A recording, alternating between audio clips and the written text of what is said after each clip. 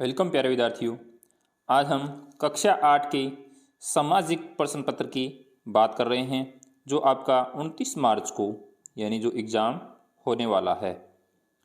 तो ये जो आपका है प्रारंभिक शिक्षा पूर्णतः प्रमाण पत्र परीक्षा 2023 का यानी आपको इम्पोर्टेंट क्वेश्चन प्रोवाइड करवाए जा रहे हैं। तो आप इनको अच्छे से यानी रीड आउट करें, अच्छे से पढ़ें ताकि आपका एग्ज़ाम में अच्छे से अच्छे नंबर आपके बन सकें। आई होप कि आपको इससे पहले भी आपको कुछ आंसर्स कीज दी गई थी इंग्लिश की और हिंदी की, वो भी आपने अपने पर्सन से यानी मिलान की होगी आप जो करके आए हैं। तो अब अपन शुरू करते हैं यानी यहाँ से फर्स्ट क्वेश्चन। और जो ये आपके जो टाइमिंग रहने वाली है आप सभी को पता है, आपने पहले 2 पेपर दे चुके हैं कि 2.5 घंटे रहने वाली है और पूर्णांक आपके 80 का होगा।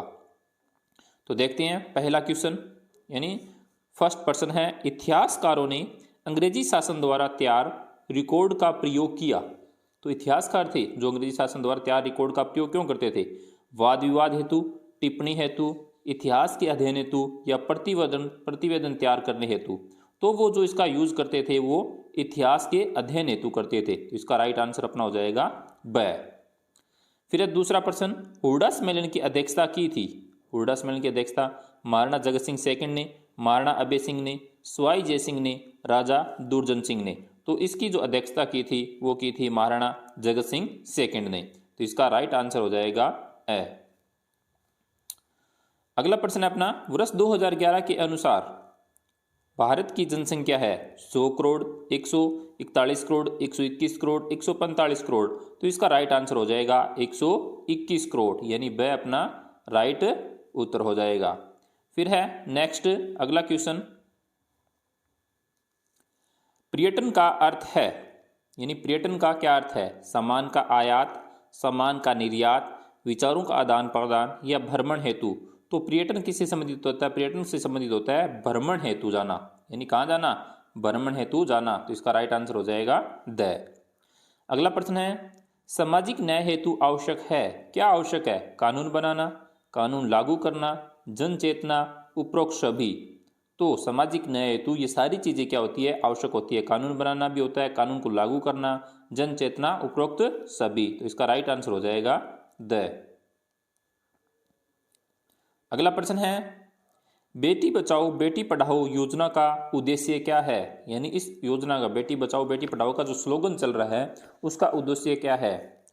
कन्या भ्रूण हत्या को रोकना, सार्वजनिक शौचालयों का निर्माण करना, महिला सशक्तिकरण या बालिका शिक्षा में प्रोत्साहन। तो इसका जो आंसर राइट आंसर हो जाएगा वो हो जाएगा कन्या भ्रूण हत्या को रोकना यानी बेटी बचाओ बेटी पढ़ाओ। तो इसका राइट आंसर हो जाएगा ए। ये इस तरीके से आपके 6 क्वेश्चन यानी ऑब्जेक्टिव टाइप आएंगे जो अबसदा वाले होंगे और उसके बाद में फिर आपके क्वेश्चन यानी खंड यानी ब शुरू होगा अतिलोकतरात्मक वाले। तो वो देखते हैं। निम्न को सुमेलित कीजिए। क्या करना है? इनको सुमेलित करना है। भारत स्वतंत्रता, घुमंतु कृषि, प्राच्यवादी शिक्षा, बाल विवाह। तो इनको क्या करना है? इनसे मिलान करना है। भारत स्वतंत्र कब हुआ? 1947 में हुआ। उसके बाद में घुमंतु कृषि क्या होती है? काटो और जलाओ होती है। उसके बाद नेक्स्ट है प्राच्यवादी शिक्षा। प्राच्यवादी शिक्षा यानी संस्कृत भाषा में दी जाती थी। और उसके बाद में नेक्स्ट है बाल विवाह, क्या है? एक कानूनी अपराध है। तो इस तरीके से इनको क्या करना है? अपने को मिलान करना है। फिर है अगला प्रश्न, रिक्त स्थानों की पूर्ति कीजिए। यानी अपने को रिक्त स्थानों की पूर्ति करनी है। पहला प्रश्न दे रखा है अपने को, संविधान के अनुसार सरकार के अंग विधायिका एवं है। यानी और कौन कौन से अंग होते हैं? तो विधायिका और एक होता है कार्यपालिका। क्या होता है? कार्यपालिका। और एक होता है न्यायपालिका। तो विधायिका के अंग हो गए विधायिका, कार्यपालिका और न्यायपालिका। ये इसके अंग होते हैं, न्यायपालिका। चौथा प्रश्न है, ग्राम पंचायत का प्रमुख कौन होता है? आप सभी को पता है ग्राम पंचायत का प्रमुख कौन होता है? सरपंच होता है। कौन होता है? सरपंच होता है। और ग्राम पंचायत का जो सरपंच होता है उसका कार्यकाल कितने वर्ष का होता है? तो उसका कार्यकाल 5 वर्ष का होता है। अगला प्रश्न है, प्राकृतिक संसाधन से प्राप्त होते हैं। जो प्राकृतिक संसाधन होते हैं वो कहाँ से प्राप्त होते हैं? तो वो प्रकृति से प्राप्त होते हैं। कहाँ से प्राप्त होते हैं? प्रकृति से। कहाँ से प्राप्त होंगे? प्रकृति से प्राप्त होंगे। और प्रकृति से प्राप्त होते हैं वो संसाधन का उदाहरण कोई, यानी जैसे कोयला। कोयला कहाँ से प्राप्त होता है? प्रकृति से प्राप्त होता है, तो क्या हो जाएगा? कोयला। अगला प्रश्न है, आदिवासी शब्द का अर्थ है। आदिवासी शब्द का अर्थ क्या होता है? मूलवासी। क्या होता है? मूलवासी। तो आपको यहाँ लिखना है मूलवासी। नेक्स्ट है, ये निवास करते हैं। कहाँ करते हैं निवास? तो ये भारत के विभिन्न भागों में। तो भारत के विभिन्न भागों में निवास करते हैं। विभिन्न भागों में निवास करते हैं। फिर अगला प्रश्न है, जनसंख्या वितरण को क्या कहते हैं? जनसंख्या वितरण को कहते हैं भौगोलिक। क्या कहते हैं? भौगोलिक। एवं कारक किससे प्रभावित होते हैं? तो सामाजिक। किससे प्रभावित होते हैं? सामाजिक कारक से प्रभावित होते हैं। फिर है अगला खंड सी, ख यानी सेक्शन सी। तो इसके अंदर आपको यानी लघुतरात्मक प्रश्न है, इनके उत्तर देने आपको। यानी प्लासी का युद्ध किन किन के मध्य हुआ था? तो प्लासी का युद्ध किन किन के मध्य हुआ था? बंगाल के नवाब सिराजुद्दौला के मध्य। किसके मध्य? यानी बंगाल का जो नवाब था, कौन था? सिराजुद्दौला या सिराजुद्दौला। तो उसके मध्य किसके साथ हुआ था? ईस्ट इंडिया कंपनी के साथ। किसके साथ? ईस्ट इंडिया कंपनी के साथ हुआ था।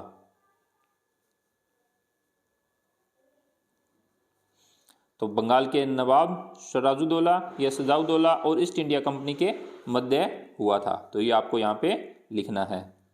अगला प्रश्न है, 19वीं सदी में पूर्व आदिवासी समूहों में प्रचलित आर्थिक गतिविधियां कौन सी थी? यानी आर्थिक गतिविधियां कौन सी थी उनकी? तो वो जंगलों में क्या करते थे? घूमते थे। यानी जंगलों में घूमते थे, तो वहाँ पे आर्थिक के लिए क्या करते थे? जूमिंग कृषि करते थे। क्या करते थे? जूमिंग कृषि करते थे। और जंगलों से क्या करते थे? उपज प्राप्त करते थे। जंगलों से उपज प्राप्त करते थे।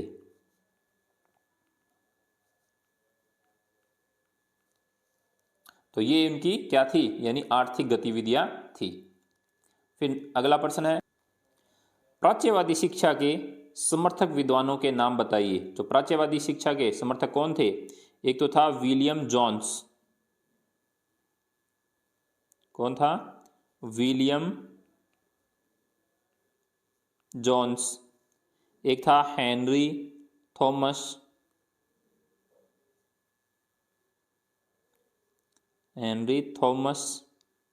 और एक था हॉल। तो ये क्या थे? प्राच्यवादी शिक्षा के समर्थक थे। फिर अगला प्रश्न है, 17वीं शताब्दी के भारतीय सूती वस्त्रों की कोई दो विशेषताएं। तो भारतीय सूती वस्त्रों की कोई दो विशेषता, यानी भारतीय सूती वस्त्र अच्छी क्वालिटी के थे। यानी भारतीय सूती वस्त्र क्या थे? अच्छी क्वालिटी के थे, यानी अच्छी गुणवत्ता के थे।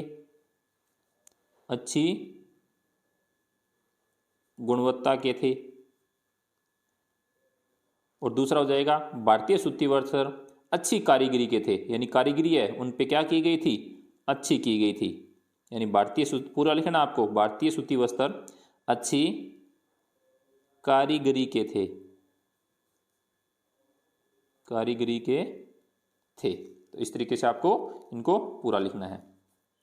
अगला प्रश्न है, 1857 की क्रांति के क्या कारण थे? तो आपको अच्छे से पता है कि 1857 की क्रांति के क्या कारण थे, तो वो यहाँ पे आपको लिखना है। यानी 1857 की क्रांति है वो क्यों, मतलब उन्होंने अपना विकराल रूप लिया था, यानी क्यों वो भड़की थी, क्यों क्या कारण हुए थे ऐसे, तो आपको लिख देना है कि यानी जो कारतूस थे उनके ऊपर गाय और सूअर की चर्बी लगा देने के कारण, यानी जो वहाँ के जो सैनिक थे उनमें विद्रोह फैल गया था, इसलिए 1857 की क्रांति का यानी ये प्रमुख कारण थे।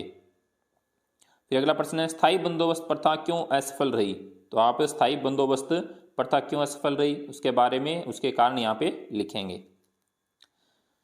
फिर है अगला प्रश्न है, गैर परंपरागत ऊर्जा स्रोत क्यों महत्वपूर्ण है? कोई दो गैर परंपरागत ऊर्जा स्रोतों के उदाहरण दीजिए। यानी जो परंपरागत नहीं है उन ऊर्जा स्रोतों के आपको दो यहाँ पे उदाहरण लिखने हैं।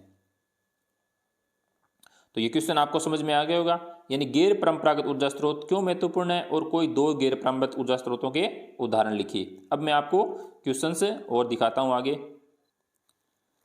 अगला प्रश्न है अपना, कृषि से आप क्या समझते हैं? कृषि से प्राप्त कोई 2 उत्पादों के नाम बताइए। तो कृषि से आप यानी सभी अपन किससे संबंधित हैं, यानी कृषि से जुड़े हुए हैं, तो कृषि से आप क्या समझते हैं? तो आप इनको बता सकते हैं। कृषि से प्राप्त कोई 2 उत्पाद, यानी कृषि से कौन कौन सी चीजें 2 अपने को प्राप्त होती है, यानी कोई भी 2 चीजों के नाम लिख देना। जैसे अपने को कपास प्राप्त होता है, गन्ना प्राप्त होता है, यानी कृषि से, इनके बारे में आपको लिखना है, इन उत्पादों के नाम बताने। और कृषि से आप क्या समझते हैं? तो कृषि से आप क्या समझते हैं वो चीजें भली भांति आप जानते हैं, तो इसको अच्छे से लिखना है। नेक्स्ट है, उद्योगों की अवस्थिति को प्रभावित करने वाले कारकों का वर्णन कीजिए। तो उद्योगों की, यानी अभी तो क्या है वीडियो ज़्यादा लंबा हो जाएगा, तो आप इस क्वेश्चन को अपने बुक्स में या अपनी पास बुक्स के अंदर अच्छे से देख के याद कर लें। उद्योगों की अवस्थिति को प्रभावित करने वाले कारक का वर्णन करना है। अगला प्रश्न है, सरकार द्वारा संचालित कोई 2 कृषि योजनाओं के नाम। यानी कृषि योजनाएं तो खूब सारी चल रही है, तो उन कृषि योजनाओं का आपको यहाँ पे 2 कृषि योजनाओं को लिखना है। अगला प्रश्न है, राजस्थान के प्रमुख वर्ध उद्योग, यानी राजस्थान के जो बड़े बड़े उद्योग हैं उनके बारे में। जैसे बड़े बड़े उद्योग हो गया, सीमेंट उद्योग हो गया, चीनी उद्योग हो गया, कपड़ा उद्योग हो गया, तो इनके बारे में आपको लिखना है, यानी बड़े बड़े उद्योगों के बारे में लिखना है। फिर है, राजस्थान के दुर्गों की सुरक्षा हेतु क्या प्रबंध किए जाते थे। यानी जो राजस्थान के जो बड़े बड़े दुर्ग हैं, जैसे जैसलमेर का दुर्ग है, जोधपुर का मेहरानगढ़ है, और हनुमानगढ़ का बटनेर दुर्ग है, इस तरीके से जो बड़े बड़े दुर्ग हैं उनके सुरक्षा के लिए क्या किया जाता था, तो आप इनको अच्छे से यहाँ पे लिखेंगे। फिर पश्चिमी राजस्थान में जनसंख्या घनत्व पूर्वी राजस्थान की अपेक्षा कम है, कारणों को स्पष्ट कीजिए। तो पश्चिमी राजस्थान में जनसंख्या घनत्व कम क्यों है कि पूर्वी राजस्थान की अपेक्षा? तो यहाँ पे क्या है, भूमि क्या है, रेतीली है, भूमि कम उपजाऊ है, तो यहाँ पे जो लोग हैं वो काफ़ी कम रहते हैं। क्यों? इनकी इसका स्पष्ट कारण है कि पृथ्वी से यानी जमीन से कुछ उपज ज़्यादा पैदा नहीं होती है, इसलिए यहाँ का जनसंख्या घनत्व क्या है, वो छितरा हुआ है और कम है। फिर है, धर्मनिरपेक्षता से आप क्या समझते हैं? यानी धर्मनिरपेक्षता क्या समझते हैं, इसके बारे में आपको लिखना है। दूसरा है, स्वतंत्र न्यायपालिका से क्या तात्पर्य है? तो इसको आप अच्छे से याद करेंगे, स्वतंत्र न्यायपालिका से क्या तात्पर्य है। अगला प्रश्न है, सरकार किस प्रकार से सामाजिक न्याय को प्रोत्साहन देती है? कोई 2 उदाहरण दीजिए। यानी सामाजिक सरकार है वो सामाजिक न्याय को प्रोत्साहन किस तरीके से देती है, उसके बारे में आपको लिखना है। फिर है, सरकार द्वारा नागरिकों को दी जाने वाली कोई 2 जन सुविधाएं। सरकार द्वारा नागरिकों को आजकल तो खूब सारी सुविधाएं दी जा रही है, यानी जो अन्न दिया जा रहा है नागरिकों को, जो वृद्ध नागरिक है उनको पेंशन वगैरह दी जा रही है, तो जो जन सुविधाएं दी जा रही है, और गवर्नमेंट हॉस्पिटल में जो दवाइयाँ फ्री दी जा रही है वो क्या है, जन सुविधाएं हैं। तो इस तरीके से आपको इनके बारे में लिखना है। फिर है, अलोकप्रिय कानूनों के संदर्भ में जनता सरकार पर किस प्रकार से दबाव बना सकती है? तो ये भी आप लिख देंगे। लोकतंत्र में संसद की भूमिका की विश्लेषण कीजिए। लोकतंत्र में संसद की भूमिका का विश्लेषण। और एक आएगा आपके मैप से संबंधित, जिसमें आपको मानचित्र मिलेगा और मानचित्र में आपको नक्शे में कुछ भरना होगा, जैसे कोटा, डूंगरपुर, सीकर भरना है। तो आपको इस नक्शे के अंदर भरना है, क्या भरना है, कोटा, डूंगरपुर और सीकर। तो यहाँ पे यानी क्या आ जाएगा, जैसे ये सीकर हो जाएगा, यहाँ ये कोटा हो जाएगा और यहाँ डूंगरपुर हो जाएगा। तो इस तरीके से इनको भरना है, नोट करना है। फिर अगला प्रश्न है, आउवा विद्रोह का वर्णन अपने शब्दों में कीजिए, या फिर इसके अलावा अगर ये नहीं आता है तो आप ये कर सकते हैं 1857 की क्रांति के असफलता के कारण। तो ये 1857 की क्रांति वाला है, ये अच्छे से आप याद कर सकते हैं, क्योंकि ये 1857 की क्रांति आपने कई बार सुनी भी होगी, यानी क्यों हुई थी और असफल क्यों हुई थी, ये भी इसका कारण है। तो इस तरीके से आप इनको अच्छे से लिखें। फिर अगला प्रश्न है, अपराध की जांच में पुलिस की भूमिका का वर्णन कीजिए, या फिर ये नहीं आता है तो न्याय प्रणाली में निष्पक्ष सुनवाई से आप क्या समझते हैं, तो इसके बारे में आप चर्चा कर सकते हैं। तो ये अच्छे से आपको ये क्वेश्चंस याद करने हैं, जो आपको बताए गए हैं वो आपको अच्छे से याद करने हैं, और जो भी आपको 29 तारीख का जब एग्ज़ाम होगा उसके लिए आपको बेस्ट ऑफ लक।